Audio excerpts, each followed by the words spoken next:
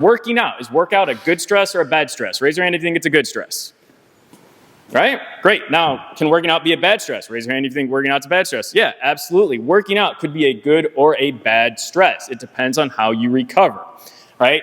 What manages that? Nutrition plays a major role, sleep plays a major role, and what you're doing with your body after that workout is how you modulate recovery to ensure that you are making sure that that stress of your workout, which workout now could be anything, whether it's a run, whether it's a walk, whether it's a session at the gym, BJJ gym, or here at CrossFit, what you do post-workout, what you do with your nutrition, and how you manage your sleep, and other stressors in your life, work stress, family stress, monetary stress, all that stuff, is going to impact if that workout was a good stress or a bad stress, right? How many of you guys have seen those headlines that say people who work out so much are more likely to die of a heart attack because they work out too much, right?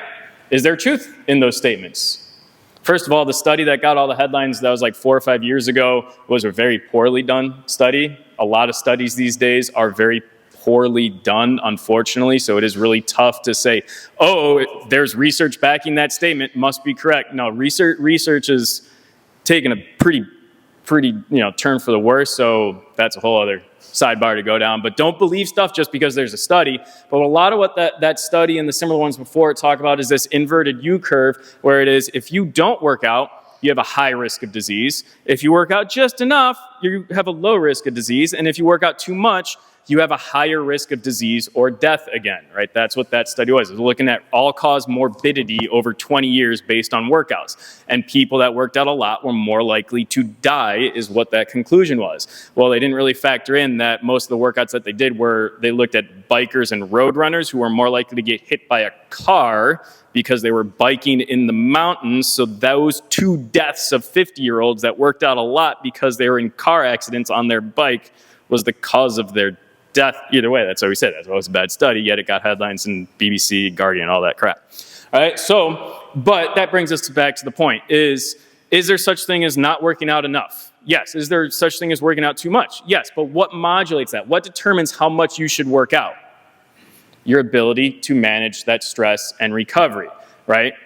Are you able to recover from your workout? You could work out 14, 15 times a week, right? You could do 2 to 3 a day if you're able to manage stress, if you're able to manage that recovery. How do you do that? Post-workout nutrition. Make sure you guys have a cool down after every workout that you do. I can't stress that enough, that one of the most important things physically you can do post-workout to make sure you recover is have a cool down. What should a cool down look like? Static stretching the body parts that you just trained. Taking 5 minutes, let's say, taking 5 minutes just to hold some lunge positions, whether it's sideways, forward, stretch your pecs out, is going to really help. Make sure you're continuing to circulate your blood flow. That's going to reduce the risk of blood pooling. When you have blood pooling in those tissues, that's where we see inflammation above what we can control, inflammation that's going to turn that workout from a good stress, from a eustress, into a bad stress. Right? So really, if you need something to take home, what's the best way that I can do to make sure I recover better and can work out more? Take 5 minutes after every workout and just make sure at that point you do some sort of static stretching or just basic movement. And it's not just like doing wrist circles and like doing this afterwards. Like, no, really sit in there, do some research, get some good stretches, whether it's talking to Mike or looking online at any of the resources. Find 4 or 5 stretches are really all you need in your repertoire to really help with that performance aspect of it, right? Any questions on stress or how many times should you work out? Because there really isn't a right or wrong answer. It's about your ability to do it. And the person who asked about zone 2 and zone 4, I'll get to that in a second. Should you still work out the next day if you're still really sore?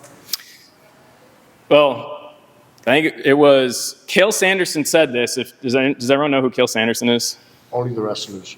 The greatest wrestler of all time, right? He said it, but I think he was quoting Muhammad Ali, where it was, the best cure for soreness is hard work. Yeah. Right? There is truth to that statement, that the best thing for your body when you are sore is to move. But if you are unable to manage that recovery aspect, that's where that becomes a negative. So yes, if you're sore, it's good for you to get up and move around because that's going to help manage stress. But if there's a difference between being sore and starting to feel run down. That's where we're dealing with that adrenal cortisol fatigue, right? We have our cortisol levels are up, we're extra fatigued, and you know that different feeling between being sore and just like being like everything just like nothing is right, like something's not clicking. That's where it's like, hey, maybe let's not work out, but instead let's do just a 30-minute walk or something along those lines. All right, good question. Rob, other than an injury or Anthony cranking on my neck too hard, what is a symptom of overtraining that I know that I'm not getting enough recovery? Is it sleep? Is it aches? Yeah, I think most overtraining in terms of working out too hard. You work out too much or too hard is not really something that you're going to see with a lot of general population people, right? You're going to see that more with younger when we were competitive CrossFitters and we're doing 2 to 3 really, really hard workouts a day and you're younger. That's where you're going to see overtraining, and that's where it's going to be you're waking up and you still feel tired even though you had a full night's rest. Or you feel like you're unable to recover from a session. If you know your weight numbers for like squatting wise and you're not hitting them, those are signs of overtraining. As you start getting older, right, and you're no longer professional in that sport or trying to be a pseudo-professional in that sport, it's not so much the overtraining, but it's the missing... You're getting out of the camera. It's missing the recovery. Right, I'll go over here at this point. You're mismanaging recovery, in which case, right, are we overtraining or are we just not recovering? All right, so what again would be a sign of that? It's going to be the same symptoms of you're waking up and you're still feeling tired, right? You're probably lost your appetite a little bit. Your resting heart rate is slightly elevated. Now that everyone has wearables, it's easier to know if your resting heart rate's elevated. Those are going to be symptoms of, hey, my recovery's not quite there. Perhaps I need to focus on recovery versus focus on training. That's very different from what a lot of people talk about with overtraining, which overtraining, again, that is you are putting high stress, heavy workouts all the time, lots of running or some form of cardiovascular activity, as well as whatever else you guys do for your workouts. So again, go back to that first thing is are you managing your recovery? Are you drinking? Still, that's going to impact your recovery. Unfortunately, as we said, are you sleeping enough? Do you feel grouchy, irritable? Those are all signs of overtraining or also just not recovering. Copy. Would you program a complete rest day in a CrossFitter's regimen? Yes and no, right? I think that's going to be up to you. Should you have a full rest day?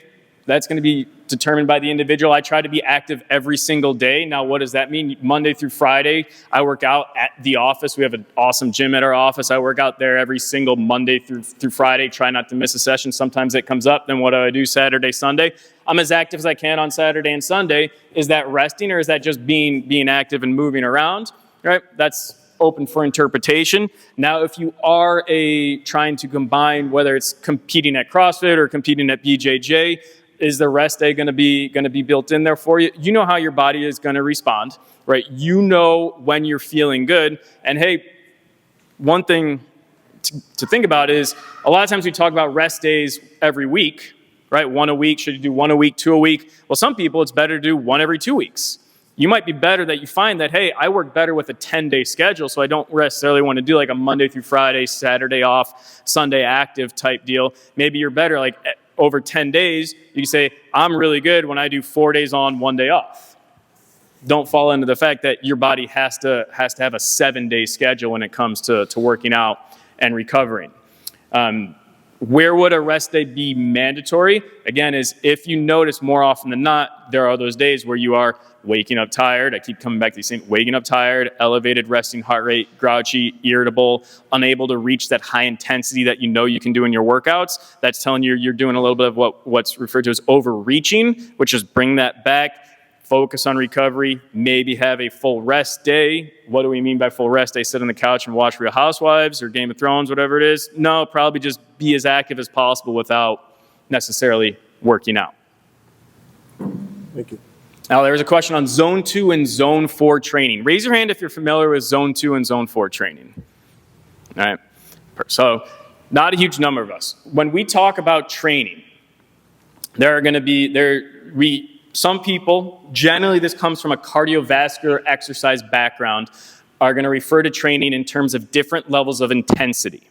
All right, these intensities are defined by the zones. Zone 1, which is our regular physical activity. Zone 2, which is going to be a really low intensity. That's what's referred to oftentimes as the fat burning zone. That's a jog, or not even a jog for most people. It's going to be like a fast-paced walk where you're able to have a full conversation, or at least 3 sentences. You can speak 3 sentences before you have to pause and take a big breath. Think how low intensity that is, right? you can say 3 full sentences. It doesn't necessarily need to be like Ernest Hemingway type sentences that go on for half a page, but at least 3 sentences before you have to pause and take a big breath. That's not very high intensity exercise, right? That's what zone 2 training is these days. Zone 3 is going to be a next level above that, and then zone 4 is going to be high intensity. CrossFit is mainly going to be in that zone 4 range. Any sort of combat sport, any sort of MMA is going to mainly be all zone 4 style training. That's anything zone 4 is where we are burning our glycogen, that phosphocreatine pathway that we talked about. So how much should you do of each one? Well, right now, what is really in vogue is zone 2 training, right? Spending a lot of time in that low intensity range. Well, not a lot of time, but I think what's the main recommendation is 2 to 3 times a week of 40 to 60 minutes or so in zone 2 training for specifically cardiovascular and metabolic benefits. You're training your body to be more efficient at burning fat, right? But what, as we talked about with Eric, over a 60-minute span, if we're at a low intensity, yes, we're training our body to be better at burning fat, but if our goal is weight loss in that 60 minutes, you can burn more fat just by working out at a higher intensity. So don't think that zone 2 is going to be best for weight loss. It's more for some of these pseudo-metabolic benefits on the side. How much zone 2 should you do? If pushed for time, don't worry about zone 2. That's more or less my opinion, but I feel like that right now the internet is very pro zone 2, and we're going to kind of come back towards the mean and realize that our higher intensity stuff, whether, and we're talking about doing intervals on the bikes, on the rower, on the running, is going to be a much better use for your time as you start getting pressed for time. As you work out less, we have another podcast on this one as well. As you guys start, how many times a week should you work out? As you start to work out less, what do you have to do with the intensity of your workouts? Make it easier because you're working out less, or go harder to make up for your lack of workouts? Higher, right? So as you guys moderate your lives, the less you work out, the higher intensity that has to be to make sure you're able to maintain your benefits. If you decrease your intensity, now what you're looking at is you're going to start to slip off, and you're going to lose those metabolic benefits. Whether by metabolic benefits we mean your high metabolism, your muscle mass, right, your ability to be strong, or your cardiovascular benefits for being able to fight for a full, whatever the full match period is. So the less you work out, the higher intensity you need to do. Right? Is there an ideal world where you're hitting 2 to 3 zone 2 workouts a week? You're doing 4 or 5 zone 4 workouts a week, mixed in with your rolling, mixed in with your CrossFit? Yeah, that could be ideal. But again, when has your schedule been ideal? I don't know the last time I've had an ideal schedule in terms of being able to fit my workouts in exactly how I want. So, anyone text anything while I've been over here? I don't know. Let's see. Nope. I know we're trying to wrap up here. Any questions training-wise? And then we can kind of open up the floor back again. Yeah. I'm on that BJJ chat. You guys could, if you have any follow-up questions that you think of on the way home, just go ahead and ask, and you could ask there, or you could just pull my number off to the side and ask me directly. For our CrossFitters, Mike at Train89, you could ask the questions there. You also know how to get a hold of Eric. I'm sure everybody has Eric's number. We are going to head over to Barry's.